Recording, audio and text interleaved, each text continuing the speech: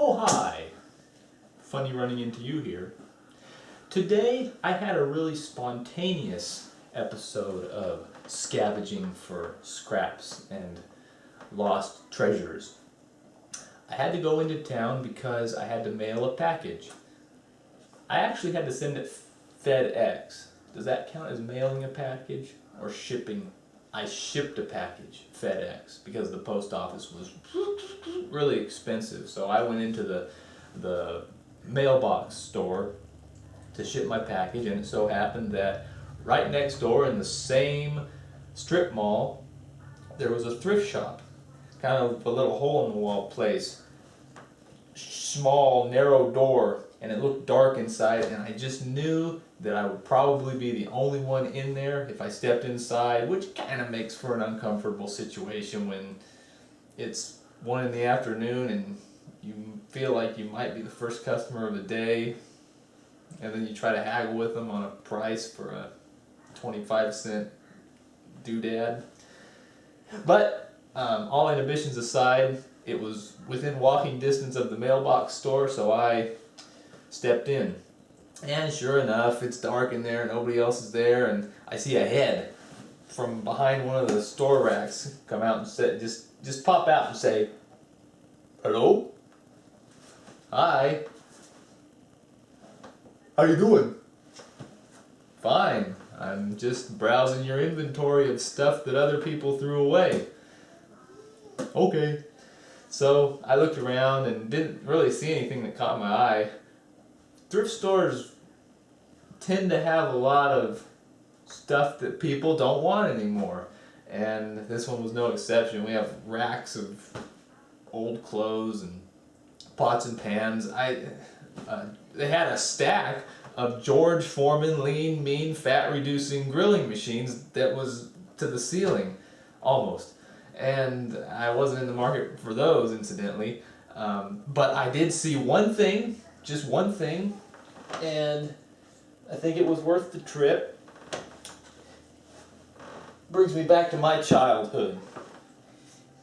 It's a Playskool 3-function flashlight. And I don't know what year this is from, probably circa 1990. And it works. And I got it home and I put the batteries in it. And if you see here, it's got 2 switches. It's got the one on the top here, and then it has this little trigger down here.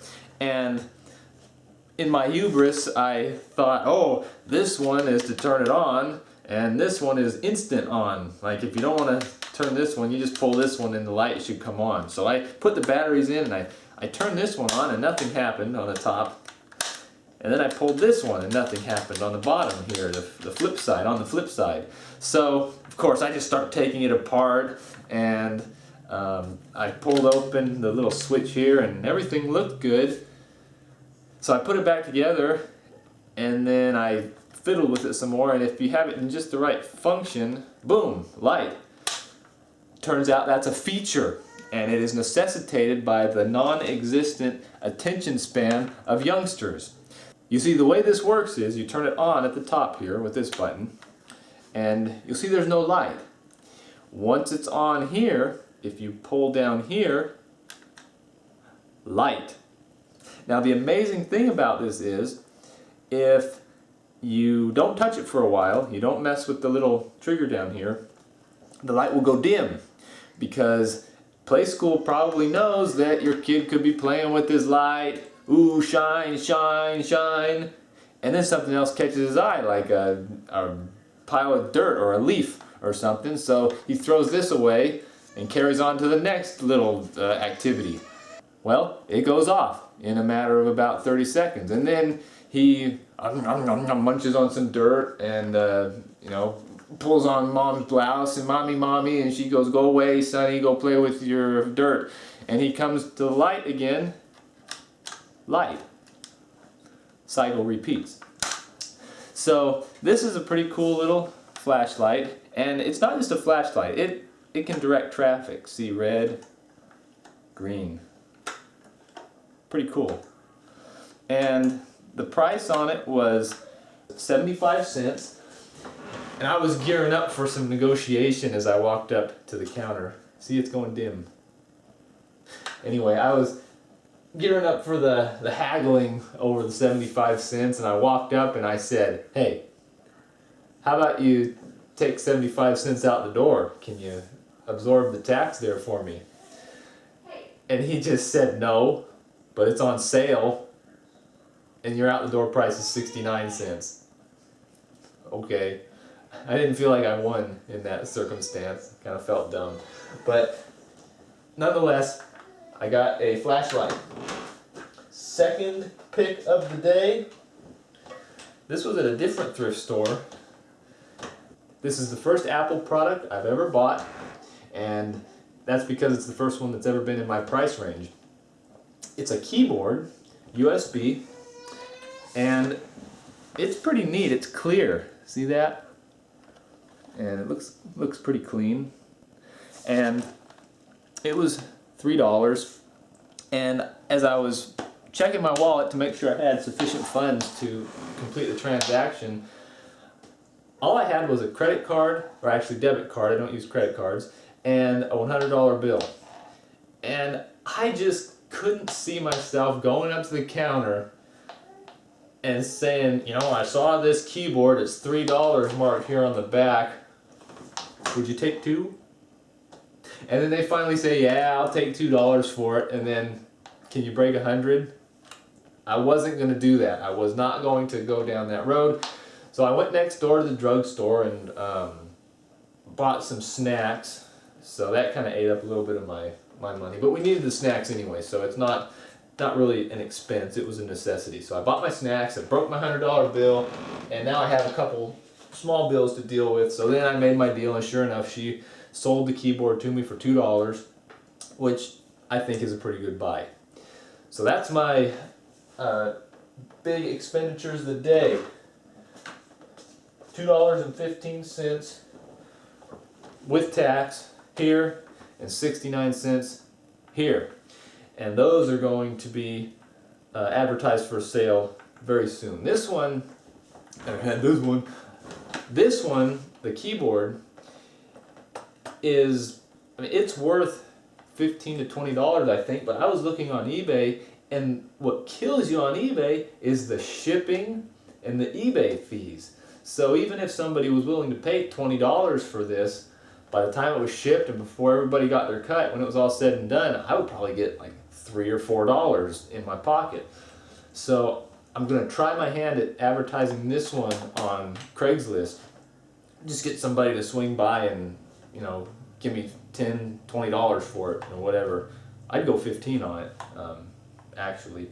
So I'll try to sell this guy locally, but I'll probably put it on eBay too, just to see, and put it at a price where I can come out okay on it. So that's what I did today. I wanted to show you though, I have a new feature. If you remember on previous episodes of Jake's Junk Adventures, I talked about the fact that I would share with you when I actually sold something. You know what I didn't sell? This air conditioner.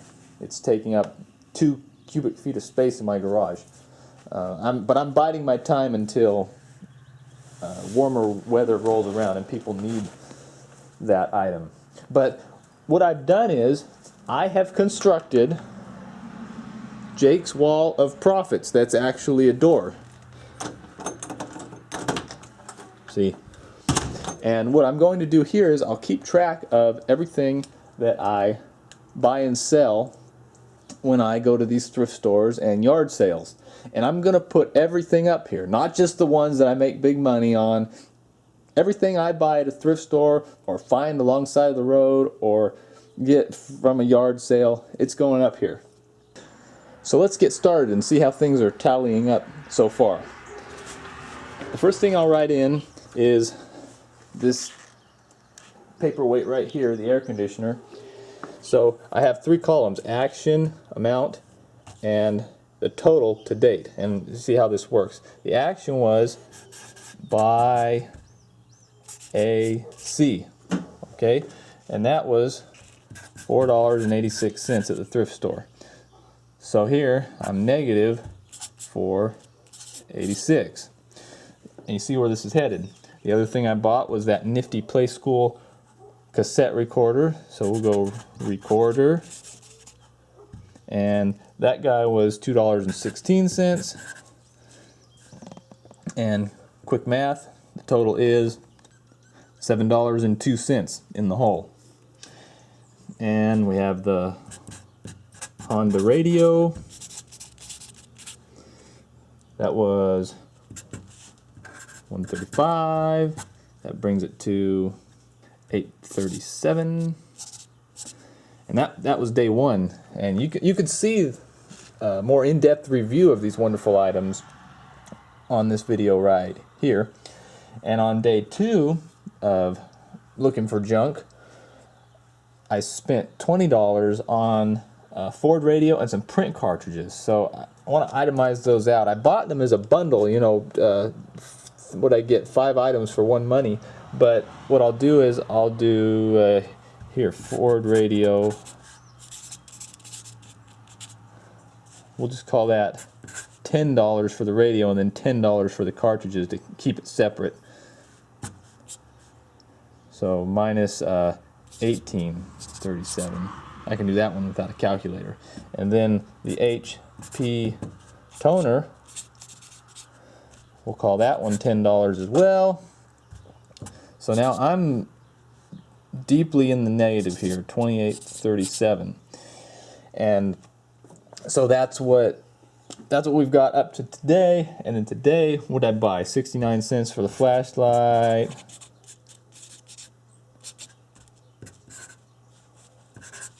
And the keyboard was $2.15.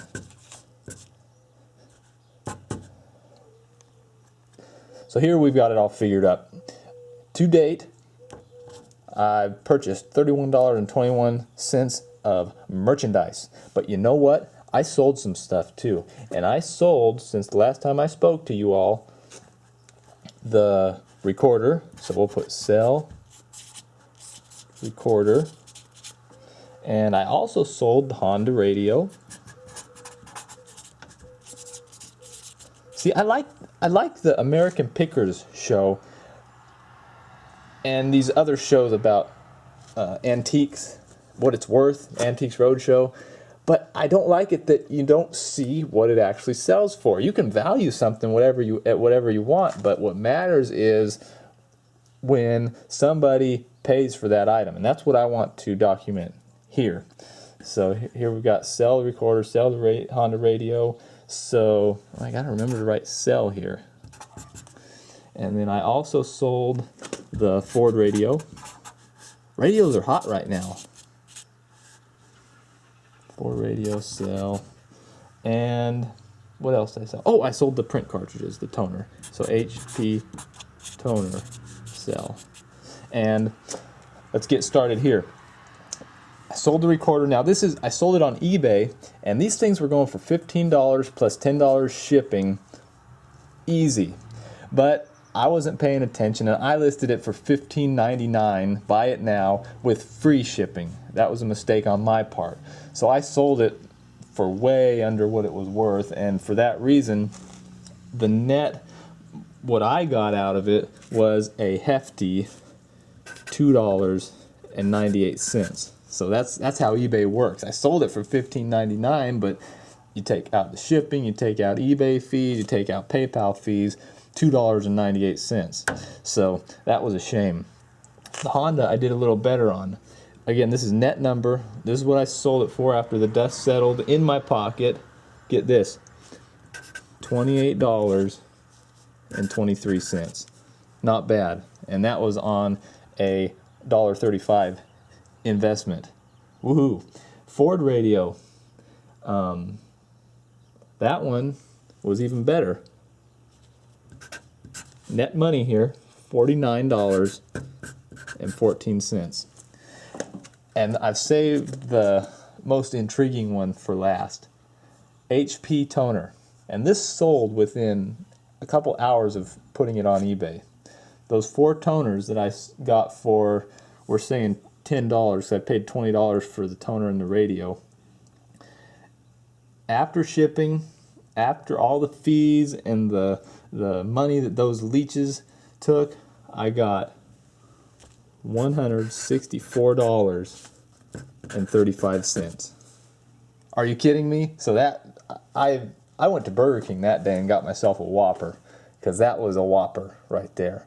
So I'll total it all up here for you in a second.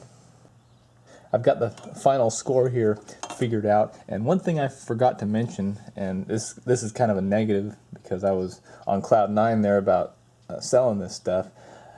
The one fly in my soup here is that where I sold the whatchamacallit, the recorder down here, I just got a message in the past couple of days that the person who bought it said it doesn't work. And I can't understand that. I guess I have to believe them. The post office can be rough on things, but you, the viewing public, saw that it works, and it's a kid's toy. You could probably throw that little tape recorder across the room into a wall and step on it and it would still work, but they say it doesn't work, and I think that this is highly suspect because they have no feedback on eBay, and everything they write to me in their messages is that text talk. TYTHX is thanks, and U is you, the letter U, but anyway, it's inconsequential. I'll take back the return and refund the guy his money, or gal, or neuter, whatever he is, and that'll just be a real negative on the recorder, because I sold it cheap to begin with, and now they want to return it. So that shipping cost that I paid, I'm just out the door. I'll probably lose $10 on that thing. But oh well. Back to basics here. So we start off $4.86 down to 31. Then we start selling some things here, and I end up year-to-date profits on my dumpster diving is $215.64. That's like dumpster diving for diamonds. Thanks for watching.